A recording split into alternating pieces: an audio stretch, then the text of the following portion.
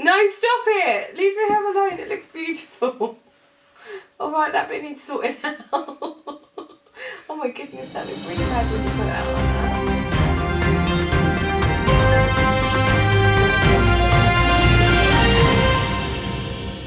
Welcome to lockdown. Day 9. So we thought it'd be a good idea to share our thoughts on Nikki being pregnant through the coronavirus and the lockdown, and discuss how you're feeling, so it may help anyone else that's going through the same situation or any sort of similar situation. And just as an interest for our parents and things to see our thoughts, and family to understand how you're feeling right now. Yeah, so we self-isolated for 7 days because I had the symptoms, and 14 as a family. So once that 14 days were up, we did sneak in a trip to the parents, but then things firmed up literally 3 or 4 days after that. Yeah, it was less than that, I think, but so that firmed up really quickly, so we've not seen anyone since then. Because it's been quite nice for me to just relax and kick back, and we're quite lucky that she's quite a chilled little character, so yeah, I don't have to do too much with her, but we're stuck in the same room a lot of the time, where you're working in the kitchen. Yeah. So it's quite limiting as to what we can do, and although we're lucky enough to have a garden and things to get out and do that as well, but it's just hard keeping her motivated and trying to find... Yeah, it's been quite lonely, and I've had a few people say to me, oh, it's lovely because Adam's at home with you, but you're not, because you're still working. Yeah. And even like lunch breaks and stuff, I might see you while I'm making sandwiches and stuff for 10 minutes, but you tend to just carry on and work through, and we just wait until the end of the day till we can see you.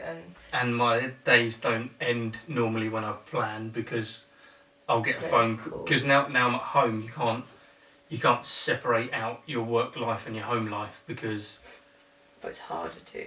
Much harder to. So I'll say I'm going to finish at 4 o'clock, then I'll get a phone call at 5 to 4, and it'll be 20 minutes of a phone call that then requires 2 or 3 emails to be sent from that. So therefore I'm an hour late finishing work, even though I'm already here.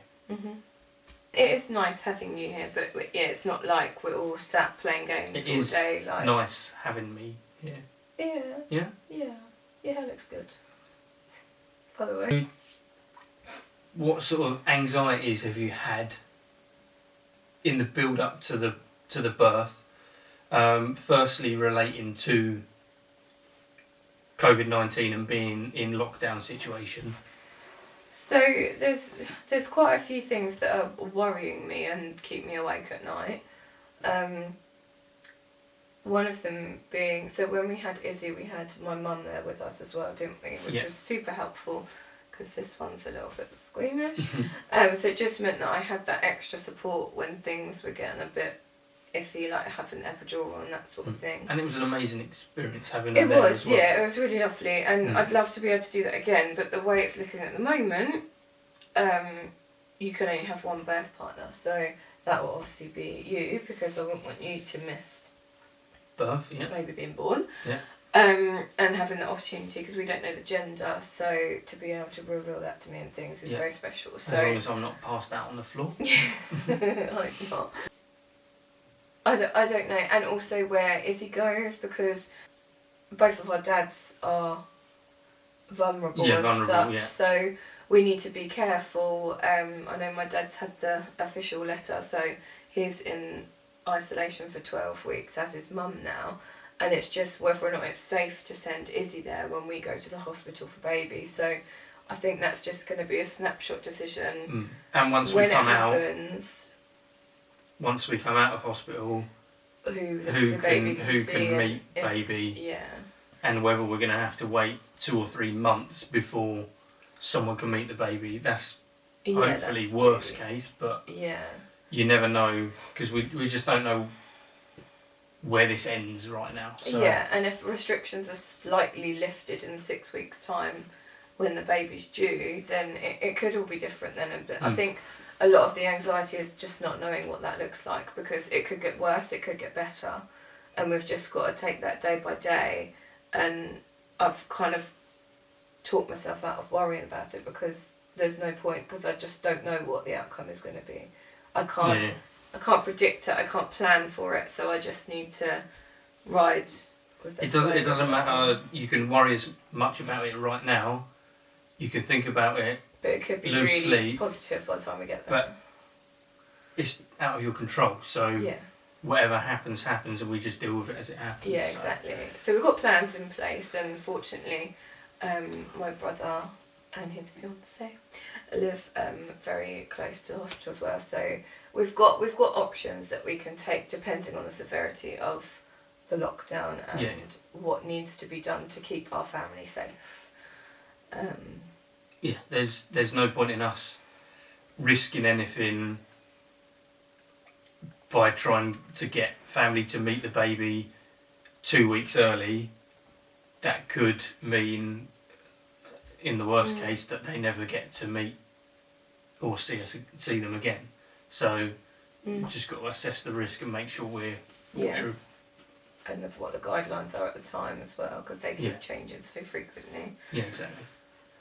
But other than that, I think in terms of the birth, I feel quite relaxed about it, because we've done it before. Yeah.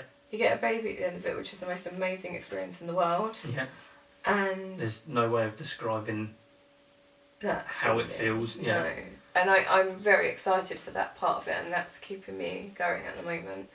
And the fact that if we are still in lockdown, the fact that we can just be as a three in a family, and it gives Izzy that time to actually bond with the baby, because more often than not, the first few weeks of that baby's life, there's people coming in and meeting it, and it can make the older child feel pushed out quite a bit, because everyone just wants to see that baby. So actually that could work as a positive to her relationship with the baby as well. Yeah, and give us 2 weeks. Yeah, normally the first 2 weeks are just absolute chaos, where not really sleeping. And you're not sleeping. You're trying to adjust. No matter whether you've done it before, whether it's your first or second, it's still going to be a shock to the system. Mm-hmm.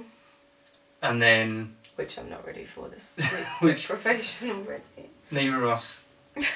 We know it's coming, but we're not expecting it. So but I it's going to be a shock. People saying that, you make sure you sleep now, because you won't sleep when the baby's here. But nothing prepares you for that lack of sleep. And you can't stockpile it. No. And then use that sleep that you had earlier. About 3 weeks ago I had loads of really good sleep, so I'll be fine for a month now. So yeah, that's going to be hard, I think. So you mentioned some of your anxieties, but how have you been dealing with those? Have you had support elsewhere? Yeah, so one of a friend that I've met through groups with Izzy works for the Positive Birthing Company, and she mentioned ages ago about groups, monthly meets for new mums, like mums to be, but also like a bump and babies group as well. So we popped along to one of them just to have a little chat with them, and Izzy came along as well, which was lovely. And then the last live session, real session if you like, unfortunately I wasn't feeling so great, so I missed that one. But they, through the COVID-19, they've been doing it on Zoom. So I managed to jump in on the last one, which was the week just gone. And just having people to talk to, even just them as mums, and having experienced childbirth themselves, and just being able to put my mind at rest about some of the worries and anxieties that I have, and just reassuring me that the midwives are amazing and they'll support in any way whatsoever, and they were with Izzy, and you just got to remind yourself of that. But also making notes in my book, because if I can't tell them things for whatever reason, and you pass out or something, like it's just so that the pregnancy plan is ready. Like it's not necessarily I want to do this, I want to have the baby this way, I want this injection, I want that. Yeah. But yeah, the ladies have been really helpful, and like I said, just answering little questions and putting my mind at ease. They've also recommended a book by Millie Hill, the Positive Birthing book. So I've got that on Kindle to read on an evening where I could just relax and get my mind ready for it as well, so that hopefully I'm in a better place when we get there. Yeah. What parts of the pregnancy journey would you say are the real positives? I always said with Izzy, like feeling the movements and the baby move is just amazing. Like you can't describe the feeling, even when it's trying to get up in your ribs. And feeling that again, and it reminds me of what it was like with Izzy as well, and it almost makes it a bit more real, because we didn't know what Izzy was, whether she was boy or girl. Yeah. We didn't know her name. And it was like, it went from Baby Bubbles to Isabel, and that really excites me that Baby Wiggles will turn into, like, we'll get its own Jensen Button. Jensen Button. Or Flabba Labba was a recent suggestion from Isabel. But it just, like, to see that baby's personality and just to try and picture, will it look the same as Izzy, and that sort of thing excites me, and the fact that we're getting closer to actually meeting the baby. And like I said before, like 6 weeks to go, although Izzy suggested that baby's coming in 3 weeks' time, so I don't know what she knows, but she was adamant earlier. It could be any time from now on. We're at the point now, hospital bags are in the car. Car seats in the car just in case. We were supposed to be going to the Lake District this weekend coming, so we'd originally looked at hospitals around that area just in case it was to happen now. So we really are in that time zone where it could happen in the next few days, or it could be 7-8 weeks possibly. Up to 8 weeks. Yeah, they kind of allow you 2 over. Yeah. It has been nice to just be at home resting and having that time with Izzy, and like she's been like a little lap cat to me. Like she just likes to cuddle up to me, and she'll randomly come and give my tummy a kiss to make sure baby's okay, and seeing how she's playing with her toys, like she's paying much more attention to like, her dolls and things, and definitely how to look after them and rocking them to sleep, and telling me that that's what she's going to do with baby. And she's talking about babies. I think when we first told her that she was going to be a big sister, it didn't seem like she'd grasped the concept. And it's only now, like looking back and looking at how she's reacting to things now, you can actually see that she really is understanding that it's getting closer and things are going to change soon. I still don't think she fully understands what's going to happen, because she's not really... She knows there's a baby coming. I don't know. And that you can do things, because you've been saying, oh, we can do this with baby, we can do that for baby, and baby will be needing this and that. Yeah. And she's been saying the same thing. She does think it's going to come out walking and talking though, which is an issue. Get her involved, even like packing the hospital bag. She was helping me. She made a comment, there was some little vests that I packed from when we had her, and one says I love my mummy, and one said I love my daddy. And she went, this one says I love Isabel, and I was like, no, it says Cuddles. So we've got her a little vest ready that says I love my big sister Isabel, and she was over the moon to see that. She was so excited. So when we actually get that on the baby, like, I think she's going to be amazed again. And we're going to try and do a few little things to help her be more involved with it. So it doesn't feel like maybe a teddy to give and things like that. So also, you had been on Slimming World for how long? When did you first start up at Slimming World? 18 months? October 18. So yeah, 18 months. 18 months. Yeah. So I started October 18 and lost almost 4 stone, which took me to around August last year. Yeah. And then fell pregnant in September. Yeah. So. But you did amazingly to drop pretty much 4 stone. Yeah. You got Slimming World Woman of the Year. Yeah, for my group. Last year. Yeah. So obviously some big achievements, but you've stuck with Slimming World through the pregnancy because they have a pregnancy program or plan. So how's that been? So I've really struggled to stick to it because part of me thinks, like, just enjoy it while I'm pregnant. Like, don't restrict yourself too much and be miserable because you're restricting. Because I'm not going to lose weight. I'm putting on weight because I'm growing a baby. Yeah. So what's ½ a pound here and there? Yeah, and it has been a very steady gain. It's not been out of control, which is good.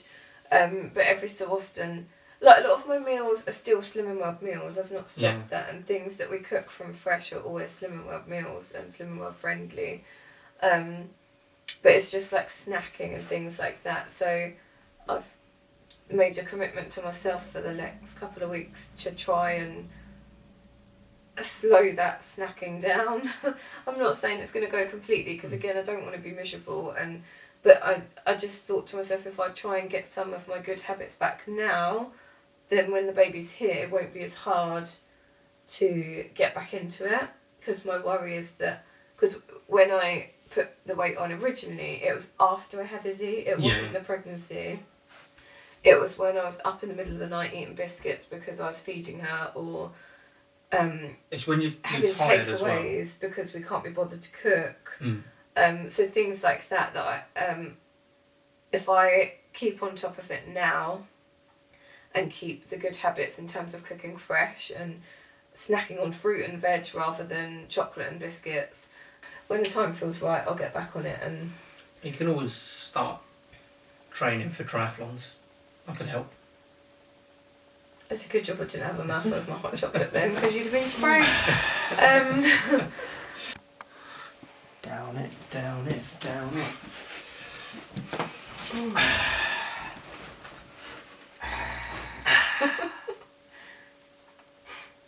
Need a graphic that comes up. Quickfire round.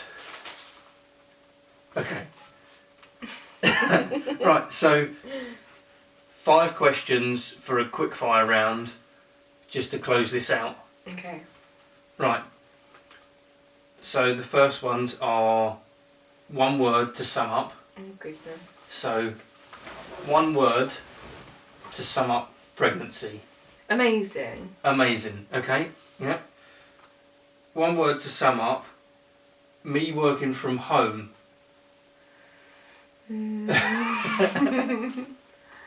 Challenging. Challenging. I'd agree with that. Okay, right. 1 word to sum up lockdown. Rubbish. Rubbish. Rubbish. Okay, that's the 1 word summary's done. 1 piece of advice, if you could only give 1 piece of advice to first time mums. During lockdown? No, to first time mums. Any piece of advice. There's one, but I can't say that really. People don't know about that. I don't want to scare anyone. What is it? Say it. Take a cup of water with you when you go for your first few wheeze. It's the best advice I was given. Fine. After having the baby, that. Yeah, not just when you're pregnant.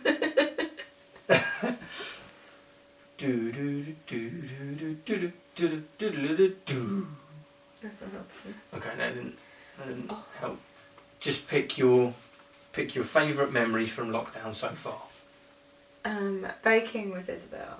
Baking with Isabel. What did you bake? Well, we've made cookies and cakes. Both were quite enjoyable experiences. Okay, so there's two memories. Baking with Isabel. Baking with Isabel. Excellent. Okay. Thank you if you made it this far into our 28-minute long video. Is that how long it's been? I don't have a clue. Crikey. It's now no it's not. It's 9:10. And I've got to edit this to get it out for the morning. Yeah, brilliant. Perfect. Enjoy. Goodbye. Thanks for watching. Make sure you subscribe so you can keep seeing our updates. Subscribe. Subscribe. Updates.